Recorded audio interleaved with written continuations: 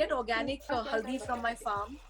So we take it is a mixture of a little bit of ajwain, long, kali miri, pure organic haldi, adrak, and then you boil it together, and a pinch of pure ghee, and that's what we.